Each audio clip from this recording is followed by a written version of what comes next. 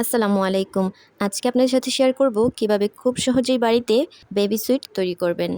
এই বেবি সুইটগুলা দেখতে যতটা লোভনীয়, খেতে ঠিক ততটাই মজাদার।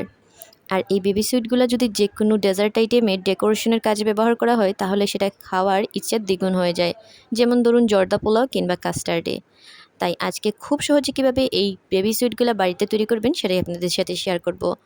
প্রথমে ১ কাপ পরিমাণ ছানাকে আমরা খুব ভালো করে মথে নিয়ে সফট করে নিব। তারপর আমরা এর মধ্যে দিয়ে দিব ১ টেবিল চামচ পরিমাণ সুজি আর ১ টেবিল চামচ পরিমাণ ময়দা আর ১ চিমটি পরিমাণ বেকিং পাউডার। বেকিং পাউডারটা বেশি দিতে যাবে না, তাহলে কিন্তু মিষ্টিগুলো ফেটে যাবে। তারপর সবগুলো উপকরণ খুব ভালোভাবে মিশিয়ে নিব আর খুব ভালো করে এগুলাকে মথে নিব। একদম লাস্ট পর্যায়ে এসে আমরা এর মধ্যে দিয়ে দিব ১ টেবিল চামচ পরিমাণ গুঁড়া দুধ। আর আবারও এটাকে খুব ভালো করে মথে নিব আর আমরা ছানাটাকে খুব ভালো করে সফট করেই মথে নিব, যাতে মিষ্টিগুলার ভিতরে কোনো লাম্পস না থাকে। আর আপনাদের হাতের কাছে যদি ছানা না থাকে সেক্ষেত্রে আপনারা গুঁড়ো দুধ দিয়েও কিন্তু এই মিষ্টিটা তৈরি করতে পারেন। সেক্ষেত্রে ১ কাপ গুঁড়ো দুধের সাথে আপনারা একটা ডিম দিয়ে দিবেন আর সবগুলো উপকরণই কিন্তু ঠিক থাকবে।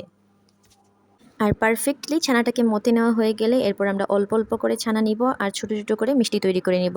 অবশ্যই মিষ্টিগুলোকে ছোটো ছোটো করে তৈরি করবেন, কারণ ভাজার পর এগুলো অনেকটাই বড় হয়ে যাবে।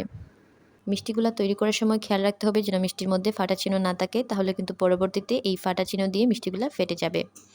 আর এই তো আমাদের সবগুলো মিষ্টি তৈরি করা শেষ। আপনারা দেখতেই পাচ্ছেন ১ কাপ ছানা দিয়ে আমরা কতগুলো মিষ্টি তৈরি করে নিলাম। সবগুলো মিষ্টি তৈরি করে নেওয়া হয়ে গেলে এখন আমরা মিষ্টিগুলোকে ভেজে নিব। আর তেলটাকে আমরা এরকমভাবে গরম করব যাতে আমাদের আঙুল তেলের গরমটা সহ্য করতে পারে। এরকম অবস্থায় আমরা সবগুলো মিষ্টি দিয়ে দিব আর চুলার আঁচটাকে লোতে রেখে আমরা অনেকটা সময় নিয়ে মিষ্টিগুলোকে ভেজে নিব। আস্তে আস্তে মিষ্টিগুলো তেলের উপর ভেসে উঠবে। যখন মিষ্টিগুলো ফুলে তেলের উপর ভেসে উঠবে তখন একটা চামচ দিয়ে অনবরত আমরা মিষ্টিগুলোকে নেড়ে ছেড়ে দিব।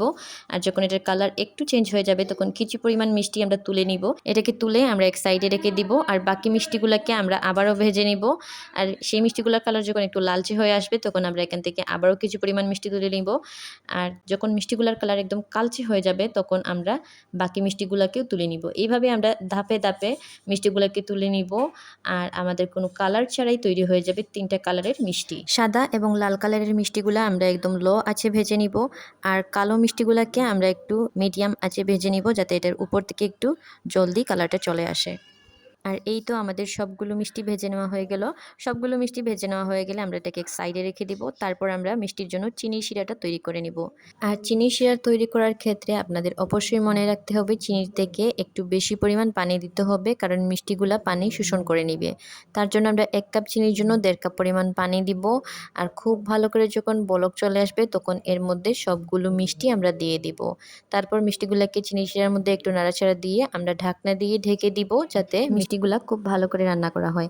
এরকমভাবে ঢাকনা দিয়ে ঢেকে আমরা ৫ থেকে ১০ মিনিট মিষ্টিগুলাকে খুব ভালো করে রান্না করে নিব। তারপর চুলাটাকে অফ করে আমরা মিষ্টিগুলাকে এরকমভাবে রেখে দিব ৩০ মিনিটের জন্য। ৩০ মিনিট পর মিষ্টিগুলা তৈরি করা হয়ে গেল। আর এই তো খুব সহজেই বাড়িতে আপনারা তৈরি করে নিতে পারবেন বেবি সুইট মিষ্টি। আর এই তো খুব সহজেই তৈরি করা হয়ে গেল বেবি সুইট। এই বেবি সুইটগুলা দেখতে যতটা লোভনীয়, খেতে ঠিক ততটাই মজাদার। আর যেকোনো ডেকোরেশনের ক্ষেত্রে কিন্তু আপনারা এই বেবি সুইটগুলাকে ইউজ করতে পারেন, যেটা খাবারের স্বাদকে দ্বিগুণ করে দিবে। আজকের রেসিপিটি এই পর্যন্তই। রেসিপিটি ভালো লাগলে অবশ্যই বাড়িতে ট্রাই করবেন আর আমাকে কমেন্ট করে জানাবেন কেমন লাগলো। আর ভিডিওর শেষের দিকে আমি আপনাদেরকে দেখিয়ে দিব মিষ্টিগুলো কতটা সফট ছিল। আর আমার ভিডিওগুলো ভালো লাগলে প্রতিনিয়ত আমার ভিডিওগুলোকে পেতে অবশ্যই আমার পেজটাকে ফলো করে রাখবেন। সবাই ভালো থাকবেন, সুস্থ থাকবেন। আল্লাহ হাফেজ।